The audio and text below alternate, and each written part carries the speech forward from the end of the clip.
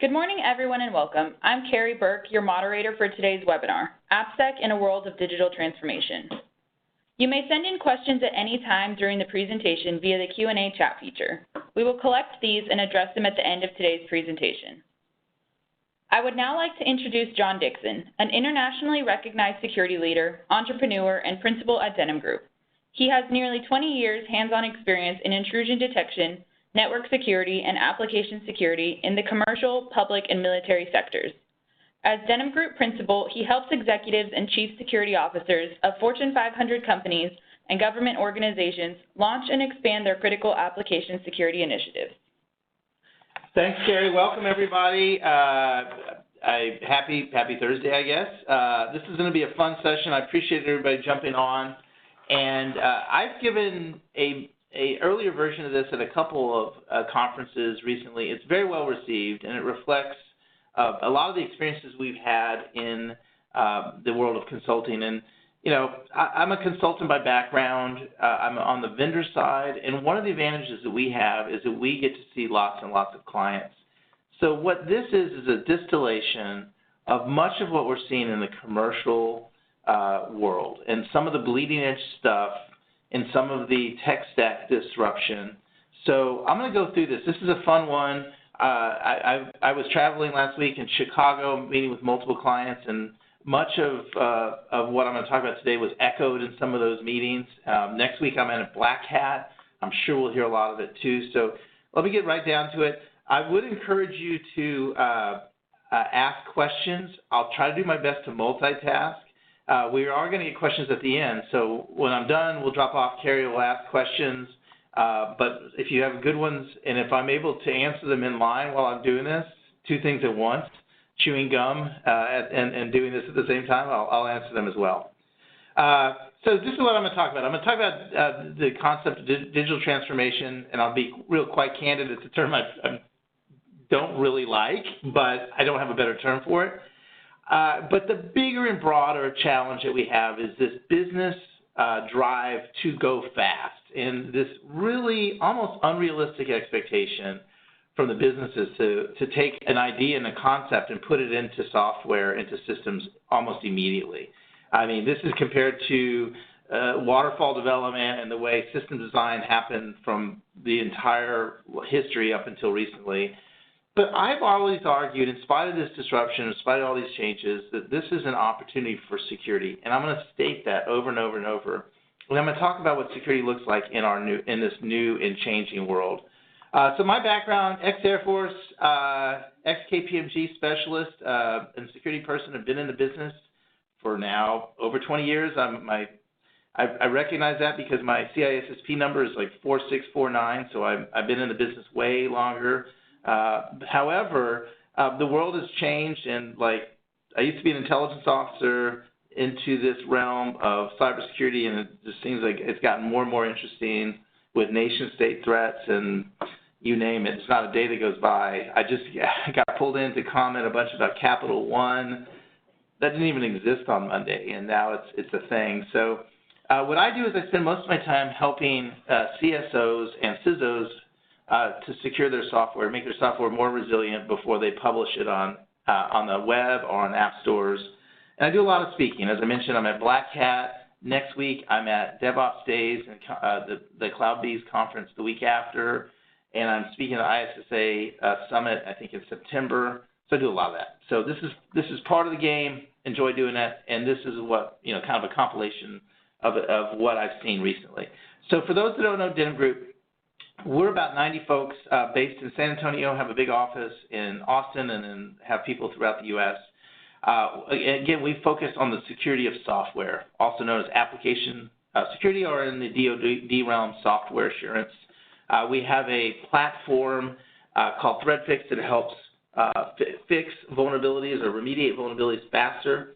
And again, this is the realm we live in. And the key thought here is because we're in all these different bleeding edge environments, we're seeing this change, and again, that's us. So let me start by saying, not super comfortable with the term. I think I've said that already, but it is the term that business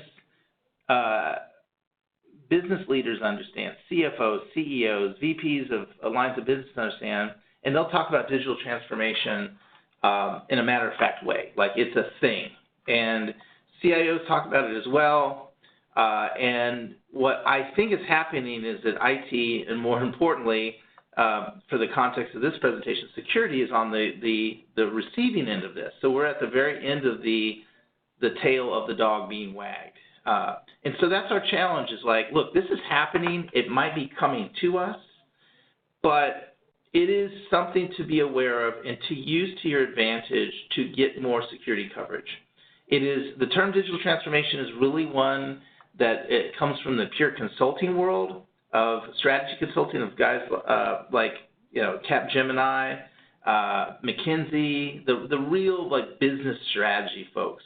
And if you Google and find on YouTube, you can find a bunch of videos about it. I highly encourage you to at least be familiar with the background and the terminology of what that means from a business standpoint, just so you can you know, interpret it for your organization's needs. I will tell you, however, if you bring up the term digital transformation in the context of a security conference, you will get a lot of groans from the audience. So it's already overused. And but it is a thing that's from the business side that you have to be aware of. But as I mentioned, we're on the receiving end of it, and it comes to us in different ways. It comes to us in a way of expectations for almost instant capabilities. It comes to us in the way of expectations for our end users from our customers. And the common denominator for all of it is just speed. Like, I thought of an idea. I want us to be able to pull this from this third party. You should just make it happen. And it's almost like on-demand business capability and extensibility and all that. So that's the thing to remember, is the expectations for you know, from concept development to execution, or just the cycles are just cut down to hours and days. And I mean, you can contrast this with the waterfall development world of NASA and space shuttle software, or what happens in the Department of Defense, or some of the big worlds where it's like requirements, definition, development concepts, design, all that stuff. That is kind of gone by the wayside. And I think that's probably a net positive, but you don't want to throw out the security stuff. You don't want to forget the security stuff. So let's talk a little bit about it from the standpoint of you and I as consumers. So even if you don't understand the vague concept of what digital transformation is as an IT practitioner, as a development manager, as a security leader, whatever, you do know it from the standpoint of a consumer. And let me tell you two stories. Very recently, two stories about rental cars. I probably take Uber about 50% of the time, but when I don't take it from an airport, I'm usually in Avis. And why do I use Avis all the time? Because I'm that guy. I'm the guy that expects, you know, to have the almost seamless experience. What I mean by that is I give up a little bit of information, my flight number, my cell phone number, and in exchange for that, they know that my flight is late. They reassign stuff. I walk, you know, get on the bus. Here's my car. My name is on the board.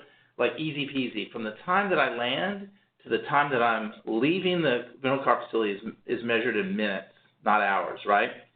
And so, but to do that, there's a tremendous amount of mindfulness and interconnectivity using things like web services to connect to the airlines, to connect and stitch together the scheduling app, the inventory app for the cars, the customer service rep, a console that's in the actually at the rental car facility, interacting with the airlines, interacting with flight updates. So this is a highly complex and interactive world that talks to the mobile, talks to the texting systems. So like I said, when you land, you have awareness. They have awareness already that your flight is late, that you've been updated. It's a seamless experience. And at the end of the experience, you get a Porsche 911 Carrera to rent. That doesn't happen all the time. Sometimes, and you can usually get that for a lot more. But my point is, like, that's what we expect as customers, and that's what we expect of customers when we interact on the consumer side, and that's the way the world's going. But behind the scenes is this a very complex set of interactions via web applications, mobile applications, web services, and infrastructure to scale. Now compare that with what the experience that I had in Albuquerque on January 31st this past year. I've told this story a few times, but it was bone-jarring. I didn't use Avis because we were on vacation. Mistake number one. I used one of the other less prominent brands. And I get there, and so I tell my wife, like, hey, we're good. I'm going to go pick up the rental car. You keep the kids, get the luggage. I'll meet you here in 20 minutes. Take the rental car, shuttle, get there. First thing is super long line. Not used to the lines. Try not to get aggravated. But, I mean, that just got me to a point of, like, frustration. Get to the front. They're like, oh, hey, I got a bad problem here. Like, I'm sorry, sir, but, like, we just noticed that the rental car that we were going to give you had its license plate expire yesterday, or tomorrow, excuse me. It was December 31st. So we can't rent that to you. Let's see if we can find another one. Okay, cool. Let me wait. There was another 20 minutes while I wait. More people come through. They say, oh, hey, sir, your car's coming up. Little context, I have a 5-year-old. I got a seat for him, like a booster seat, and they bring up a baby seat. And so a car with a baby seat. So I'm like, I may not be a perfect dad, but I know the difference between an infant car seat and a kid car seat, right? So problem number 2, they put the wrong one in. Another 30 minutes. But throughout this process, I'm getting texts from my wife, like, where the heck are you? It was an awful experience. And what I'm pretty sure happened is this is what it looked like behind the scenes. Is their reservation system didn't talk to their fleet management system, the car. Really, the only common denominator and connector was the customer service rep behind the desk and me. I mean, like, that was where all the processes terminated. And then you throw in, just a less than skilled person in that role, and I mean, it was awful. And so what I'm telling you, and the key takeaway here is, as consumers, you will be more mindful of these experiences and see it from the receiving end as a consumer. From a practitioner, security, technology standpoint, it's even more complex. So let's talk about digital initiatives. I'm going to jump into some of the core takeaways from this presentation. As I mentioned, businesses, the business leaders, the people that are growing the business want instant features and functionality. And the pressures around competition and time to market are really overwhelming everything, including quality in certain instances and most certainly security. So digital initiatives are adding fuel to that fire, but there are some other components to this. One is heavy use of behavior analytics, heavy connections, and like I said, customers are able to interpret and understand what goodness looks like. And so, but just take this across whatever business you're in and say, okay, what do my consumers really, really want? And this could be in the government world. It could be, I need near real-time information. It needs to be in this context. It needs to be easily consumed. I don't need anything more. And it needs to be on this device. And, how I get it, I don't really care, but it needs to be there in time and actionable. So digital initiatives have some common denominators, but really, if you look from the consumer standpoint, and it really is, beauty is in the eye of the beholder. But what it means for you, though, is that your time lines are even more compressed. I mean, there's already pressure, right, to get stuff out, and it's measured now in hours, days, and maybe weeks, but not months and years. Widely connected systems using APIs, an understanding of the complex systems that they have, an understanding of trust between those APIs. Organizational changes are accelerating, and I would say I have at least now 3 examples of organizations, really large companies, that have put the CIO as a direct report to the chief digital officer. So it used to be the CIO was kind of the imperial CIO was the person that was responsible for shared services, the IT infrastructure development. That is changing, and in certain environments, particularly consumer-driven businesses, you're seeing the chief digital officer have the preeminent position in the organization, and the CIO may be reporting to or supporting that one. So be aware of that. The other one is obviously from a DevOps and from an Agile standpoint, you see much more closeness between the developers, the infrastructure people, and the actual business knowledge folks. That's where chief digital initiatives come in. And as I'm based in San Antonio, and our preeminent grocery store chain down here is a group called HEB, which largely owns South Texas, and they rolled out a product called HEB Curbside Service. And it's very interesting how they did that. And as you imagine, like the app and the scheduling app is like the tip of the iceberg. They had to do things like create a aggregation point in the stores where all that material, all the food would be collected. Oh, by the way, some of it's perishable, so you had to have a whole infrastructure around that, and then a way to deliver and text when you get into the parking spots. It's actually pretty darn cool, and I love it. But that's for $5, I have somebody do your shopping, you pull up and text somebody, and they bring it out. I mean, like, that's what digital transformation is about. But the IT portion of it is highly connected with the distribution and the operations side, and there's assumed that both have understandings. As I mentioned, security might be a consideration, and if it's not explicitly a consideration, it might be overlooked, but be aware of that. So what does it mean to you? At the same time, the entire tech stack is changing. We see a proliferation of microservices, or in the case of more cloud-based applications, serverless apps that live in AWS or live in Azure, newer programming languages and frameworks, and all delivered via DevOps environments or CI/CD pipelines.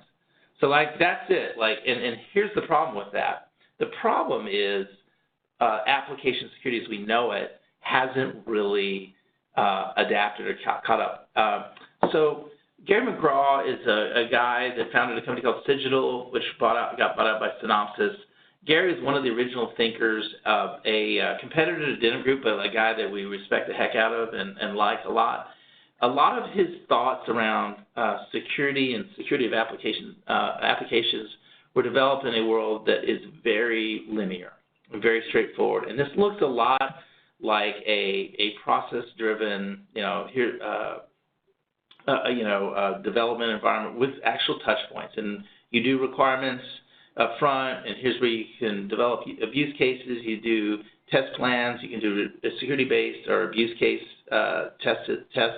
Well, that's cool in a very straightforward and linear world. But in the world of application security, at this point, is almost completely antiquated. It reminds me more of an assembly line from an earlier world. And that's not what the way the world in dev happens now. And it certainly doesn't have even times for touch points or breakpoints or, this idea that you're going to do an 11th hour scan before an app goes in production is entirely antiquated at this point. So the question is, how do you embed it? How do you enable the developers to do this on your behalf? All this stuff. So here's our problem. The dirty truth about app security, and again, we call it software security, and for our friends, the DoD, software assurance. The real problem is this is an area that has not really been solved at all, and now we're going faster. One of the truisms in application security is most of the automation tools, most of the automated app vulnerability scanners are optimized for web applications that are written in either .NET or Java. And the further you get away from that, the more likely you're going to encounter some component of coverage. So relying on the scanners exclusively is your one and only way to protect yourself or a challenge. This is I always pick on the WAFs. Apologies to the WAF vendors, but so many people still have web application firewalls implemented without layer 7 logging, without layer 7 protection, so they end up being logging devices.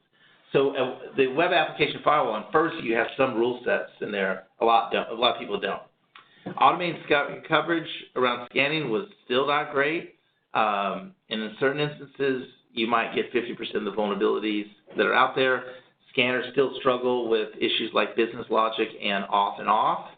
And probably the case in most organizations, they still don't get 100% coverage, or their visits on scanning are just infrequent. So that's the starting point for badness. So here's some thoughts, and I want to leave enough room at the end of it for questions and hopefully a relevant answer or two. Here's some recommendations. Number one, modernize your approach to your assessment approach. Make sure you tune whatever scanners you have to the tech stack you're implementing. If you have newer languages, like the more dynamic languages, maybe static analysis is a little bit trickier. If you've got open source stuff, maybe you should run some software composition analysis before against components. Or let's say you have 80% of your apps are component driven that you pull in. Well, you better use a black duck or some equivalent system to look at those components. And if you know you have problems with coverage, let's say you have a very dynamic language and you don't have that, is make sure you have some kind of compensating controls on either end of the dev process, either beefed up training on the front end or maybe some way to operationally find vulns in production. I see organizations doing very minimalist threat modeling, but doing it effectively and consistently as a way to at least understand the more less coding flaw problems, but more the architectural issues. And then building as much app testing as you possibly can in your pipeline. This infers some trade-off between the operations team, but I see negotiations happening between the security teams and the pipeline owners to say, look, I want to be able to at least scan for these type of vulnerabilities and then figure out what you don't scan and do that in parallel. So best practice now is at least scan for the scary stuff before it goes to production, prevent that 11th hour introduction of a small piece of code, but ends up introducing a scary SQL injection. Do that as part of the pipeline, but at the same time, in parallel, still do source code reviews and more deeper scanning as you go through that. Here's another thing we start seeing is you got to worry more about trust. Like if you're using web services, you're essentially stitching together more dissimilar components to build a system or a very large application. You have to worry about where the trust zones are, particularly as it relates to web apps and mobile apps and other things in a much more heterogeneous way. And then finally, you have to be mindful where your app lands. What I mean by that is, in an on-prem data center world, you had the boundaries and the protections that the enterprise provided. If you're putting your stuff in hybrid, if you're putting some of it in on-prem and then some in AWS, some in Azure, your problem is going to be that each of those environments is a little bit different, and we'll talk about that in a second. So what does that mean? You're going to have to provide, at least in the case of cloud deployments, Google Cloud Platforms, AWS, and Azure, you're going to have to provide some reference architecture or some prescriptive recommendations, because if not, you will put the onus of responsibility on the devs who can make substantial mistakes by exposing things like an S3 bucket. Again, some of the stuff around Capital One, it happened early in the week or was announced early in the week, it looks like it's a good example of that. But what we're saying is that if you do have a hybrid approach, which means I'm going to put some on-prem and some in one of the three major cloud platforms or others, you have to, as a security team, provide some input into security controls and some default settings or reference architectures. So be mindful of that. That's a big, big thing right there. The second thing we think, is to either streamline and to promulgate threat modeling. And the best practice where I'm at with threat modeling, and again, for those who don't know what it is, it's a mindful decomposition of your application. And the best case stuff I've seen at this point is like a 5-minute or 10-minute structured discussion on a whiteboard, understanding where input comes into the application or system, where trust zones exist in the application, and where information exits or transits out of the application. That is super important because that's where the architectural problems start to creep in. That's where the issues of auth and where trust boundaries start to bounce in. So some mindfulness, some abuse case thinking. It doesn't mean an ornate or Baroque threat model that has to be super deep. It just means that you should do some form of this, and it could be a simple whiteboarding exercise with a smart person who thinks differently, that thinks from a more of a abuse case standpoint. The next thing I would say is you need to help negotiate and bake in some scanning, as I mentioned, into the pipelines themselves.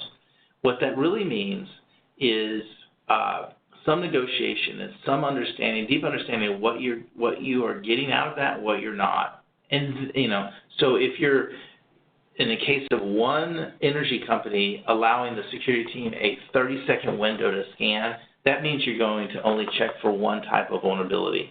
That isn't your AppSec program. That means you have to develop an alternative approach to do stuff in dual track, which could be deeper manual testing, manual pen testing. It could be source code analysis. And then also, once you do that, go back and look at the results from the pipeline. If you're not breaking the build at all, that probably means that your testing isn't deep enough, and you should get better at that. The other thing I would say is make sure you have a backup process once you break the build. So using some form of vulnerability management or automation to do that. So let me wrap up. I'm, 25 minutes, 20 minutes into it. I want to leave some time for questions and answers, and I think we already have a few that have come in now. And so let me wrap up by just saying a couple key takeaways. That on our end, the security end, what digital transformation really means is an opportunity to reset the way you think about software security, software assurance. You couple that with a tech stack like change, and I'm being really nice, I think it's disruption, you have to change, and it's an opportunity. It's an opportunity to further your interest if you can get testing as part of that build process, if you can become a consultant and talk about software in terms of resiliency and building resiliency into the process and into automation, I think you will be particularly well served. And then finally, your incentive is this. If you do it well, you have the opportunity to essentially build a system and application that has less attack surface, or I should say less vulnerable attack surface. If you don't do it well, you're going to recreate the problem that we've inherited, which is a very large set of applications and software that we can very well know that we are not going to get the ability to look at intensely. So think of this new world as an opportunity and a world to further the security interest and ultimately protect your organization. And with that, I'm going to wrap up and hand it back to Carrie for any questions that we might have. Thank you, John. We're going to roll into the question and answer session now. So John's going to be going through the questions and answering those for you. Just a reminder, if you have any more, please submit them to the Q&A chat feature, and we'll get started with that.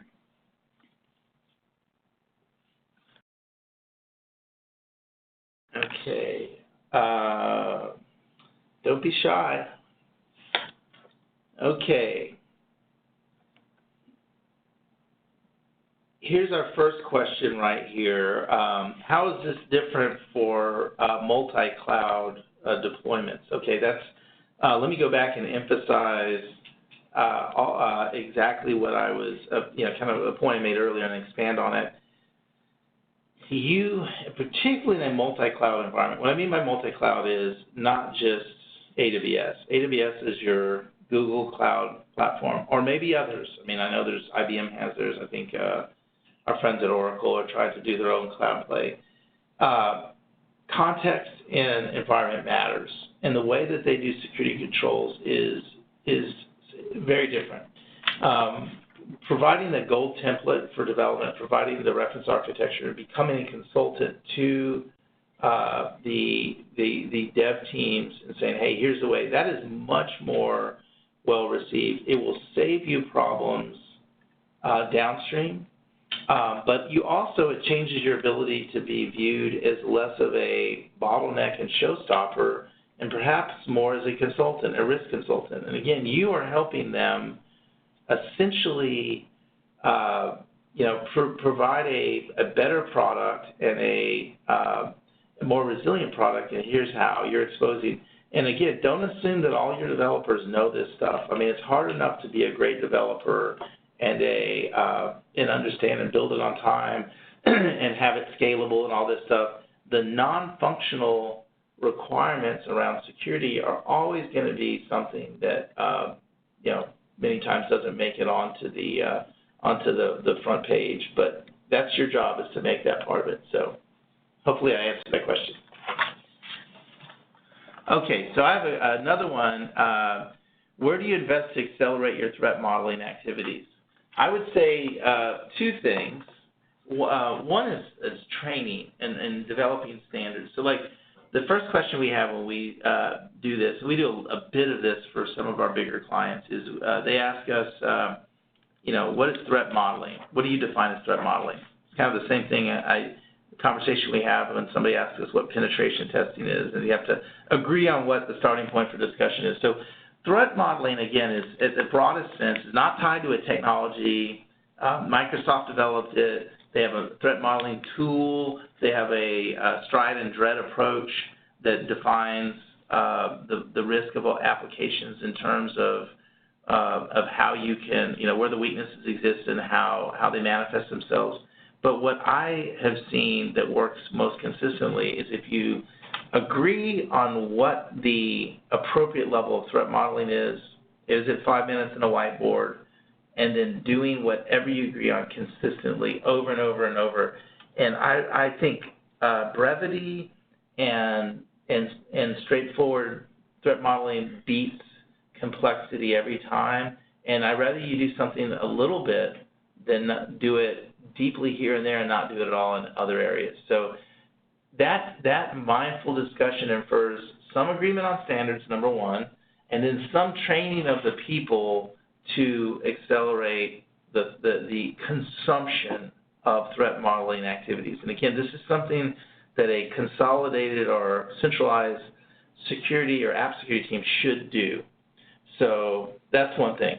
Okay, so here's another question that came in. What are some of the compensating approaches where automation comes up short? That's a great question, and let me jump into that real quickly. What I mean by that is, let's say you did dev in an open source language or framework, and you find out the only scanner you have is like a particular tool that doesn't match up well against this. And I won't name names and get hate mail about that, but there are certain scanning platforms that just don't match up very well with the technologies that are out there. And so when you recognize that problem, you have to do certain things. And let me just tell a quick story. We had a client who had bought a particular cloud vulnerability scanning platform, I won't name them, and had rolled out and had done all their dev in Python and done all their stuff in open source. And at that time, that particular scanning platform really didn't have great coverage for Python and for their whole tech stack. And sure enough, they ran it against it and looked good, got nothing but green lights. And then they turn on a bug bounty program, and it lit up like a Christmas tree. And the CISO was kind of confused, like, why did this happen? I was like, well, again, at that time, that platform, scanning platform, really didn't have great coverage over that language. So mindfulness around that is the starting point. So what the compensating part comes to this. If you recognize that, okay, I just have like 2 minutes to do my scanning, and I'm going to use Fortify as an example, or a subset of Fortify, then I recognize that I'm going to have to do three things. I'm going to have to beef up the stuff in the front, which means maybe looking at and having a understanding of the components that go into it, the software libraries, and that could be done out of band. Some training and some standards and some, you're beefing up the inputs, the process and people of the inputs and maybe technologies. The second thing would be to be able to identify badness when it comes out of the pipeline. And again, the well talked about example is what Netflix does in production with its Chaos Monkey set of tools where it like finds a vulnerability and tears it down. So like if you don't have confidence in your scanner's ability to find vulnerabilities in that pipeline, then you have to beef up the front end, and the tail end might be identifying it in production and then having the capability to, with automation to tear it down. The third thing is that I mentioned alluded to in the session is making sure that you know what you're getting in that pipeline scan and what you're not, and then building a parallel process to cover everything else. Because again, the one thing I will tell you is the automation is able to get the most straightforward the most straightforward coding flaws. These are keyboard flaws that manifest themselves as vulnerabilities like SQL injection or cross-site scripting errors. You're not going to still get the more complex off and off issues and custom business logic. You still got to do that. So the pipelines help you solve one aspect of your problem. It is not an application security program whatsoever. Let me see. It looks like we have another question. How is the AppSec team keeping pace with the increased velocity of development? My answer to that is all over the place. I mean, I think they're playing whack-a-mole right now. I think it's the recognition that whatever gains they made in a web and compiled language world they're afraid of losing. So the gist of this presentation really came out about a year ago when I had a client that said, hey, here's where we're going. Here's where we're at right now. Here's where we're going. What the heck do you guys do to get us to that point? And it was a tough question. I don't know if I had a great answer at the time, but that's really the key problem is like, AppSec really wasn't solved. We spent a lot of energy to get to a particular point with automation and smart people, and then now it's been blown up. So I think what's happening is we're all reacting. I don't think anybody's solved that. I think the velocity of development infers that you've got to rely on automation wherever you possibly can, but have a deeper understanding of what those processes and pipelines look like so that you don't rely exclusively on them. So it looks like that seems like most of the questions. If you have one more, maybe mention on the chat. One thing I will do to everybody that showed up today, and I appreciate your patience during the lunch hour. Myself and Dan Cornell wrote a white paper that is essentially a companion piece to this presentation. We put it up very quietly last year. I read it the other night. It's like 100% relevant. I forgot. We wrote it early in the year, and I candidly forgot. We're moving fast on this end, but I'll have Carrie or have a marketing team send it to you. It's actually pretty good, and it echoes a lot of the stuff that I touched on today's session. So, again, if you have any last-second questions, two things. You're welcome to email me. There's my email address, actually that's my Twitter handle. I'm at john@denimgroup.com. You can follow me on Twitter. I am at Black Hat next week, and for those that don't know, I have a new T-shirt. We always have fun at Black Hat, and I've got a new kind of fun T-shirt that will roll out. If you have interest or anything, follow me on Twitter. Email me. Again, appreciate you being here for our session, and we'll also send out a link with the recording of this. So if you have any colleagues that didn't make it, or it seems interesting enough you want to watch it again, I'd be flattered. But we'll send that to you as well. So that's all I got. Thanks so much, Carrie. Thank you, John, and thank you, everybody, for attending today's webinar. Keep an eye out for an email from us, and you will have that recording of today's presentation. Again, thank you for joining us, and have a great rest of your day.